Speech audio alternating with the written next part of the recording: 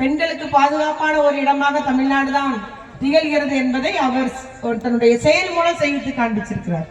இன்னைக்கு கவர்னரே பேசியிருக்காரு, தமிழ்நாடு தான் பெண்களுக்கு பாதுகாப்பான மாநிலம் என்று கவர்னர் இன்னைக்கு பேசியிருக்கிறார்.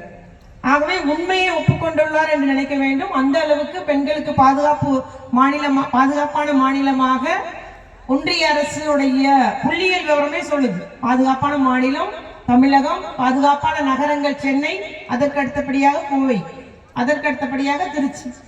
ஆக முதல் 3 இடங்களுமே தமிழ்நாட்டில் தான் இருக்கு அந்த நகரங்கள். அந்த அளவுக்கு பெண்களுக்கான திட்டங்கள், பெண்களுக்கான வளர்ச்சி பணிகள் என்று நம்முடைய முதலமைச்சர்கள் செயல்பட்டு வருகிறார்கள் என்பதை நான் இங்கு கூறியாக வேண்டும். பேசினார் வெற்றி கொண்டாடினாச்சு. பெண்களுக்கு எதிரான குற்றச்செயலில் ஈடுபடுறவங்களுடைய தண்டனை இன்னைக்கு அதிகரிக்கப்பட்டிருக்கு. தண்டனை எல்லாம் டபுள்.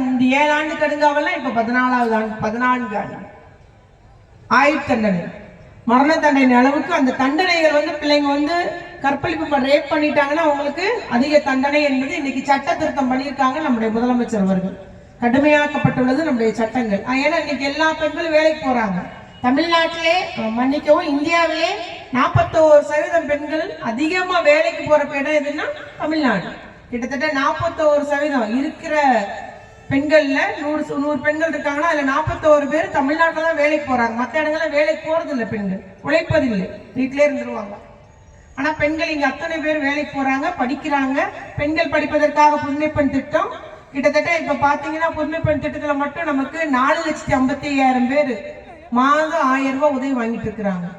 2 லட்சம் பிள்ளைங்க 4ஆவது ஆண்டு 3ஆவது ஆண்டு படிச்சு வெளியே போயாச்சு. ஏற்கனவே போன வருஷம் வாங்கினவங்க இந்த வருஷம் வாங்கலாம். தமிழ் புதல்வன் திட்டமும் நீங்க நினைக்காதீங்க பெண்களுக்காகவே அவங்க பேசிட்டு இருக்காங்க. தமிழ் புதல்வன் திட்டம் ஒரு திட்டம் கொடுத்திருக்காரு. யாருக்கு? இளைஞர்கள் படிப்பதற்காக. கல்லூரி படிக்க இளைஞர்களுக்கு மாதம் 1000 ரூபாய் வழங்குறாங்க. கிட்டத்தட்ட 3,55,000 பிள்ளைங்க பசங்க இன்னைக்கு மாசம் 1000 ரூபாய் அந்த ரூபாய் வாங்கிட்டு இருக்கிறான். எதுக்கு? ஒரு புக்கு வாங்க, ஒரு டியூஷன் படிக்க, எல்லாம் அவனுக்கு ஹாஸ்டல் ஃபீஸ் கட்ட, அந்த மாதிரி அவனுடைய படிப்பு செலவுக்காக வாங்குறாங்க. அதே போல நம்முடைய காலை உணவு திட்டம், மகளிர் உரிமை தொகை திட்டம் மாதம் 1000 ரூபாய் பெண்களுக்காக வழங்கப்பட்டு வருகிறது. முதியோர் உதவி தொகை இன்னைக்கு உயர்த்தி வழங்கப்பட்டிருக்குது 1500 ரூபான்னு சொல்லிட்டு. அதே போல மாற்றுத்திறனாளி உதவி தொகை 1500 ரூபாய் உயர்த்தி வழங்கியிருக்கிறார். 1000 ரூபாயிலிருந்து 1500 ரூபாய், 1500 இருந்து 2000 ரூபாய் உயர்த்தி வழங்கியிருக்கிறாங்க. முதல்வரி முகவரின்னு சொல்லிட்டு ஒரு தனித்துறை, எதற்கு? சிஎம் செல்லுக்கு பெட்டிஷன் போட்டீங்கன்னா அதுக்கு உரிய நடவடிக்கை எடுக்க வேண்டும். கிட்டத்தட்ட மக்களுடன் முதல்வர் சொல்லிட்டு ஒரு திட்டம் எல்லா நகரத்திலையும் கிராமத்திலையும் போய் ஒரு நாள் முகாம் போட்டாங்க. எல்லா துறையிலும் உட்கார்ந்து உங்கள்கிட்ட பெட்டிஷன் வாங்கின ஞாபகம் இருக்கா? 12 லட்சம் பெட்டிஷனுக்கு இது வரைக்கும் தீர்வு காணப்பட்டுள்ளது. அவை தமிழ்நாடு அளவில் ஒரு மனு முதலமைச்சர் கையில கொடுத்தாலும் சரி, இல்ல அவருடைய அலுவலகத்தை கொடுத்தாலும் சரி, இல்ல யார்கிட்ட அந்த கொடுத்தாலும், அந்த மனு ஆட்சித்தலைவர்கிட்ட கொடுத்தாலும், யார்கிட்ட கொடுத்தாலும் உடனடியாக அந்த மனுக்களுக்கு நடவடிக்கை எடுக்கிறதுக்கு முதல்வரி முகவரின்னு ஒரு துறை. இவ்வாறு நம்முடைய முதலமைச்சர் அவர்கள் பார்த்து ஏன்னா மழை வருமா இருக்குது, நான் அண்ணாச்சிட்ட ஒப்படைக்கணும். மக்களை தேடி மருத்துவம் வீடுகளுக்கு மருந்து மாத்திரை கொடுத்தாங்களா இல்லையா? வர்றாங்க. அதெல்லாம் அந்த திட்டம் புதிய திட்டம். அவை வீடுகள், அந்த நர்ஸ் வீடுகள் வாரியா கிராமத்துக்கும் வர்றாங்க, நகருக்கு வர்றாங்க. கரெக்டா 15 நாளைக்கு ஒருக்கா செக் பண்ணி மருந்து கொடுக்குற அந்த திட்டம் மக்களை தேடி மருத்துவம். கிட்டத்தட்ட 1 கோடிக்கு மேல் அந்த மக்கள் அதில் பயனடைந்து வருகிறார்கள்.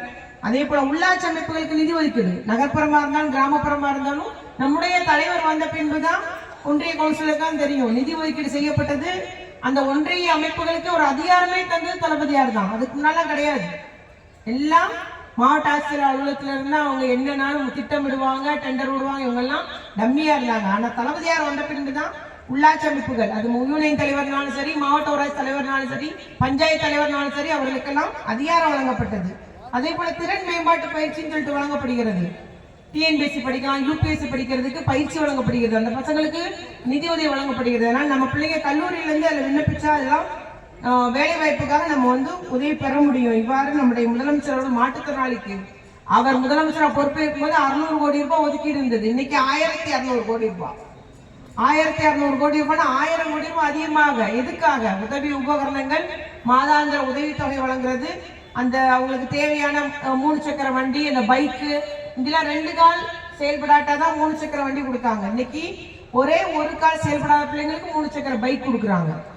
இப்படி பார்த்து மக்களுடைய தேவையை அறிந்து நம்முடைய முதலமைச்சர் அவர்கள் திட்டம் தீட்டி செயல்படுத்தி வருகிறார் என்பதை மட்டும் நான் இங்கு எடுத்து கூறிக்கொண்டு, ஆனால் எதிர்கட்சியா இருக்கிறவங்க என்ன குற்றம் கண்டுபிடிக்கலாம், எதுல மாட்டுவாங்க, என்ன செய்வாங்க, எதை பெரிதுபடுத்தணும், குற்றமோ இல்லையோ ஒரு நிகழ்வை பெரிதுபடுத்த வேண்டும். முதலமைச்சர் மீது கெட்ட பெயர் உண்டாக்க வேண்டும், அமைச்சர் மீது கெட்ட பெயர் உண்டாக்கணும், அந்த எம்எல்ஏ செயல்படலன்னு சொல்லணும், இல்லைன்னா எம்பி செயல்படலன்னு சொல்லணும், இல்லைன்னா இந்த ஆட்சிக்கு அதிக ஏதாவது ஒரு கெட்ட பேர் உண்டாக்க வேண்டிய இந்த நோக்கத்திலே கண்ணில் விளக்கணை ஊற்றி ஊற்றி பார்க்குறாங்க. அப்படி இருந்தாலும் கடந்த சட்டசபையின் போது நம்முடைய எதிர்கட்சி தலைவர் எடப்பாடி அவர்கள் ஒரு சவாலே விட்டாரு. முதலமைச்சர் சவால் விட்டாரு, நான் சொல்றது சரியா, நீங்க சொல்றது சரியா, நாளைக்கு சவால் விடுறேன், சவால்ல என்ன முடிவாகும்னு சொன்னாங்க. பொள்ளாச்சி விவகாரத்தை பத்தி மறுநாள் பேரவைத் தலைவர் சொல்றாரு, முதலமைச்சர் சொன்னதான் உண்மை, அந்த அம்மா பெட்டிஷன் கொடுத்து 12 நாள் கழிச்சுதான் நீங்க எஃப்ஐஆர் போட்டீங்க. எங்க பொள்ளாச்சி நிகழ்வுல பெட்டிஷன் கொடுத்து 12 நாள் கழிச்சு எல்லாரும் ஆர்ப்பாட்டம் போராட்டம் பண்ணி தான் எஃப்ஐஆரே போடுது எடப்பாடி அரசு. ஆனால் இப்போது அப்படி அல்ல, ஒரு குற்றம் நிகழ்ந்ததுன்னா உடனடியாக எஃப்ஐஆர் போட்டு உடனடியாக நம்முடைய தளபதியார் நடவடிக்கை எடுக்கிறார். இந்த அண்ணா பல்கலைக்கழகத்துலாம் தெரியும், உடனடியே அந்த ஆழம் கைது பண்ணியாச்சு, எஃப்ஐஆர் போட்டிருக்கு. ஆனா அதெல்லாம் அது பேசாம எதையாவது போய் பேசணும்னு சொல்லிட்டு எடப்பாடி ஒரே பேப்பரை வச்சு அந்த பேப்பரையே திருப்பி திருப்பி பேசினார். எல்லாரும் சிரிச்சாங்க. என்ன துறைமுறை கூட நக்கலா பேசினார். என்னையா இது, என்ன கைப்பிடிச்சிருச்சியா, என்ன கைப்பிடிச்சிருச்சியானே பேசிட்டு இருக்கிறியா, வடிவேல் மாதிரி சொன்னதே சொல்லிட்டு இருக்கேன்னு சொல்லியாச்சு. எதுவுமே அவர் கண்டுக்கல, அதை மட்டும் வச்சு பேசிட்டு இருந்தார். அதுதான் உண்மை. மறுபடியும் முதல்ல இருந்து வாசிச்சுட்டே இருந்தார் எடப்பாடியார். ஆக அந்த அளவுக்கு தான் இருக்குது. அவருக்கு ஏதாவது குற்றம் சொல்லணும், ஏதாவது பேசணும் அப்படின்ற அளவுக்கு எடப்பாடி இருக்கிறாரு. ஆகவே நம்முடைய எடப்பாடி அவர்கள் பார்த்தீங்கன்னா, நீங்க அதிமுக அந்த பேசும்போது 5 நிமிஷம் கவர்னருக்கு பதில் வந்து பேசுறாரு. தமிழ்நாடுன்னு சொல்லக்கூடாதுன்றாங்க சிலர், தமிழ்தாய் வாழ்த்தை முதன்முறையில் பாடக்கூடாதுன்றாங்க, தமிழ்தாய் வாழ்த்தை பெருமைப்படுத்தக்கூடாதுன்றாங்க. நமக்கேன்னு ஒரு தமிழ்தாய் வாழ்த்தை தந்தவர் நம்முடைய முத்தமிழறிஞர் கலைஞர். அது நம்ம பெருமையா சொல்லணும். நமக்குன்னு ஒரு தமிழ்தாய் வாழ்த்தை நம்ம முத பாடுறோம்னா அந்த ஒரு நிலையை தலைவர் நம்முடைய தமிழன் என்ற உணர்வு கொள்ள வேண்டும். தமிழ் மொழி நம்முடைய தாய்மொழி அப்படின்றத உணர்த்துவதற்காக அந்த ஒரு நிலையை நமக்கு தந்திருக்காரு. ஆனா அதெல்லாம் வேண்டாம்னு சொல்றவங்களுக்காக 5 நிமிஷம் எடப்பாடியார் சட்டசபையில பரிந்து பேசினார். மறுக்க சொல்லுங்க, உண்மையிலே பரிந்து பேசிட்டு இருந்தார். அவர் அறியாமன்னு சொல்ல முடியாது. உண்மையிலே கள்ள கூட்டணி அதிமுகவுக்கும் பாஜகவுக்கும், நீ அடிக்கிற மாதிரி அடி, நான் நடிக்கிற மாதிரி நடிக்கிறேன்ற மாதிரி போறாங்க. அதுதான் உண்மை. ஆனா நம்முடைய நீங்க என்ன செஞ்சாலும் சரி, நம்முடைய தளபதியார் அவர்கள் தமிழ் மொழி வளர்ச்சி பெறணும், தமிழ்நாடு வளம் பெறணும், தமிழ் மக்களுடைய வாழ்வாதாரம் பெறணும் என்பதற்காக நல்ல திட்டங்களை செய்து வருகிறார் என்பதை மட்டும் நீங்க கூறிக்கொள்ள விரும்புகிறேன். அதுபோல 2 பாயிண்ட் அண்ணாச்சு. ஒண்ணு அண்ணாச்சி நல்லா நேற்று கொடுத்தாங்க, நாம் தமிழர் நிர்வாகி வாய் திறந்தாலே போயிங்க. நேற்று பேசல, இன்னைக்கு மறந்துடுறாரு. எப்பனாலும் இறந்து போனவர் தந்தை பெரியாரை பத்தி பேசுறாரு, 1967 அப்படிங்கிறாரு. ஏன் இன்னைக்கு உள்ளதை பேசுவியா அப்படின்னா, நீ ஏன் அங்க போற? இன்னைக்கு நீ எப்படி இருக்க, இன்னைக்கு தமிழ்நாடு எப்படி இருக்குன்னா 1967 சொல்றாங்க, தந்தை பெரியாரை சொல்றாரு. ஆகவே அவர்களுக்கு நிகழ்கால தமிழனுக்காக எந்த திட்டமும் கிடையாது, எந்த இதுவும் கிடையாது. தன்னை நிலைநிறுத்திக்கணும், தன்னை முன்னிறுத்திக்கணும். நான் ஏதாவது பிரஸ்ல டெய்லி என்னுடைய போட்டோ வரணும், அதுதான் அவருடைய நோக்கமாக இருக்கு, நாம் தமிழர்களுடைய நோக்கமாக இருக்கிறது. அதனால்தான் இன்னைக்கு ஒன்று பேசுறாரு, நாளைக்கு மருத்துவ ஒன்று பேசுறாரு. வாயை திறந்தாலே உண்மைக்கு புறம்பான செய்திகளை சொல்றாரு. அதனால அண்ணாச்சி அவர்களுக்கு பதில் சொல்வாரு. அடுத்து அந்த அம்மா இன்னைக்கு ஒரு ஸ்டேட்மெண்ட் கொடுத்திருக்காங்க. எனக்கு சாதாரண மனுஷனுடைய வாட்ஸ்அப் பார்த்தேன். ஒரு சாதாரண ஒரு கூலி தொழிலாளி சொல்றாரு, சிலிண்டர் தூக்குறவர்னு நினைக்கிறேன், ஒண்ணு பண்ணுங்க, எல்லா பிரச்சனையும் கூட்டு வச்சு ஒரு சோம்பு கோமியம் குடிக்க சொல்லுங்க தமிழ் செய்ய, இல்லைன்னா காய்ச்சல் இருக்கிறவங்க கொடுக்க சொல்லுங்க, நான் ஏத்துக்கிறேன்பா அப்படிங்கிறார். என்னங்க காய்ச்சல் வந்தா கோமியம் குடின்னு சொல்றாங்க? நம்ம எவ்வளவு வளர்ந்து வந்திருக்கோம், மருத்துவம் எவ்வளவு வளர்ந்துருக்கு. உலகத்தினுடைய மருத்துவ தலைநகரமா இருக்கு தமிழ்நாடு, சென்னை. அவ்வளவு எல்லா அரபு நாடுல இருந்தும் எல்லா பெரிய பெரிய நாடுல இருந்து இங்க ட்ரீட்மெண்ட்டுக்கு வர்றாங்க. ஆனா இந்த இடத்துல இப்படி ஒரு நம்மளை பின்னோக்கி தள்ளக்கூடிய அளவுக்கு பேசுறாங்க. எனக்கு அவங்களும் ஒரு மருத்துவர், MBBS படிச்சோம்.